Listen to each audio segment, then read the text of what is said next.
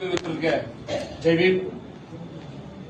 ಕರ್ನಾಟಕ ರಾಜ್ಯದ ಸಾಮಾಜಿಕ ಅನ್ಯಾಯಕೋರ ಸಿದ್ದರಾಮಯ್ಯನವರಿಗೆ ಈ ಒಂದು ಪತ್ರಿಕಾಗೋಷ್ಠಿಯ ಮೂಲಕ ಎಲ್ಲ ಹಿರಿಯರ ಸಮ್ಮುಖದಲ್ಲಿ ನೀಡೋಕೆ ಹೋಗ್ತಾ ಇರೋದು ಎಚ್ಚರಿಕೆ ಏನು ಅಂತಂದ್ರೆ, the biggest blackmailer Mahadevappa, ಆತನ ಬ್ಲಾಕ್ ಮೇಲ್ಗೆ ಒಳಗಾಗಿರುವಂತಹ ನೀವು ಮತ್ತು ನಿಮ್ಮ ಪಕ್ಷ ಇನ್ನು ಕೆಲವೇ ದಿವಸಗಳಲ್ಲಿ ಈ ರಾಜ್ಯದಲ್ಲಿ ಎಂತಹ ಅಧೋಗತಿಗೆ ತಲುಪ್ತೀರಿ ಅನ್ನೋದಕ್ಕೆ ಸಾಕ್ಷಿಯಾಗಿ ಇವತ್ತು ಈ ಪತ್ರಿಕಾಗೋಷ್ಠಿ ಮತ್ತು ಇವತ್ತು ನಡೆದ ಸಭೆ. ಮೊದಲನೇದಾಗಿ ನಾವು ನಿರ್ಣಯ ಮಾಡಿದ್ದೀವಿ, ಒಂದು ದಾವಣಗೆರೆ ಮತ್ತು ಬಾಗಲಕೋಟೆ ಏನು ಉಪಚುನಾವಣೆ ಇದೆ ಅಲ್ಲಿ ನೀವು ಮತ್ತು ನಿಮ್ಮ ಪಕ್ಷ ಸರ್ವನಾಶ ಆಗ್ತೀರಿ, ಇದು ಸತಸಿದ್ಧ. ಆ ಒಂದು ನಿರ್ಣಯವನ್ನ ನಾವಿಲ್ಲಿ ಕೈಗೊಂಡಿದ್ದೀವಿ.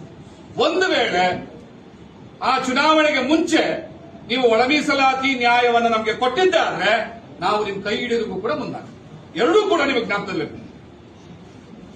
ಮತ್ತೆ ಮುಂದುವರೆದಂತೆ ಇದೇ ರೀತಿಯಾದಂತಹ ಒಳ ಮೀಸಲಾತಿಯ ಅನ್ಯಾಯವನ್ನು ನೀವು ಮುಂದುವರಿಸಿದ್ದೆ ಆದ್ರೆ ನಾವು ಇಡೀ ಮಾದಿಗ ಸಮುದಾಯದಿಂದ ತೊಡೆ ತಟ್ಟಿ ಚಾಲೆಂಜ್ ಮಾಡ್ತಾ ಇದ್ದೀವಿ.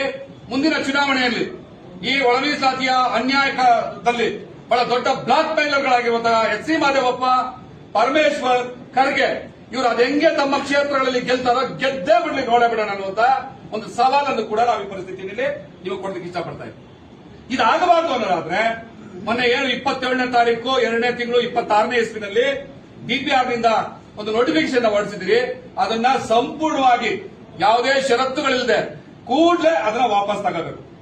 ಅದನ್ನ ವಾಪಸ್ ತಗೊಳ್ಳದೆ ಹೋದ್ರೆ ನಿಮ್ಮ ಪಕ್ಷದ ನಿಮ್ಮ ರಾಜಕಾರಣದ ಮರಣ ಶಾಸನವನ್ನ ನಾವು ನಿಮಗೆ ವಾಪಸ್ ಕೊಡ್ತಾ ಇದ್ದೀವಿ ಅನ್ನುವಂಥದ್ದು ಎಚ್ಚರಿಕೆಯನ್ನ ಈ ಪತ್ರಿಕಾಗೋಷ್ಠಿ ಮೂಲಕ ನಾವು ಕೊಡ್ತಾ ಇದ್ದೀವಿ. ಮತ್ತೆ ಕೊನೆಯಲ್ಲಿ ನಾನು ಹೇಳೋಕೆ ಇಷ್ಟಪಡೋದು, ನಾವೇನು 6ನೇ ತಾರೀಕು ಇಡೀ ರಾಜ್ಯದಾದ್ಯಂತ ಎಲ್ಲೆಲ್ಲಿ ಸಾಧ್ಯವಾಗಲ್ಲ ಬಂದ್ ಪ್ರತಿಭಟನೆ ಮತ್ತೆ ಏನೋ ಜಾಥಾಗಳು, ಎಂಎಲ್ಎ, ಎಂಪಿ, ರಾಜ್ಯಸಭಾ ಸದಸ್ಯರು ಮತ್ತೆ ವಿಧಾನ ಪರಿಷತ್ ಸದಸ್ಯರುಗಳ ಮನೆಗಳಿಗೆ, ಎಂಎಲ್ಎಗಳು, ಶಾಸಕರ ಮನೆಗಳಿಗೆ ಮುತ್ತಿಗೆ ಆಗುವಂಥದ್ದು, ಸಚಿವರ ಮನೆಗಳಿಗೆ ಮುತ್ತಿಗೆ ಹಾಕುವಂಥದ್ದು.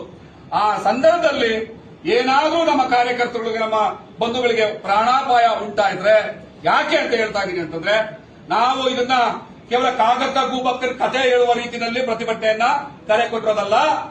ಮಾಡು ಇಲ್ಲವೇ ಮಡಿ, ಇದು ನಿನ್ನ ಸಮುದಾಯದ ಕೊನೆಯ ಅಸ್ತಿತ್ವ.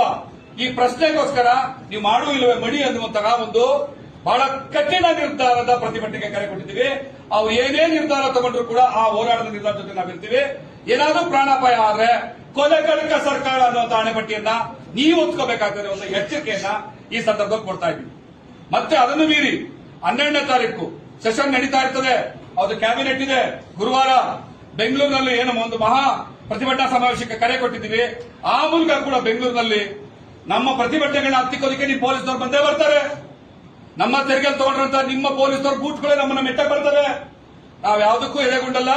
ನೀವು ಗುಂಡಾಕಿದ್ರು ಸರಿ, ಬೂಟ್ ಹಾಕಿದ್ರು ಸರಿ, ನಮ್ಮ ಪ್ರತಿಭಟನೆಯಲ್ಲಿ ನಮ್ಮ ಪ್ರಾಣವನ್ನ ಪಣಕ್ಕಿಟ್ಟು ಅದರ ಎಲ್ಲ ಹಿರಿಯರ ಮುಖಂಡತ್ವದಲ್ಲಿ, ಇವರ ಮಾರ್ಗದರ್ಶನದಲ್ಲಿ ನಾವು ಸಾಕ್ತೀವಿ.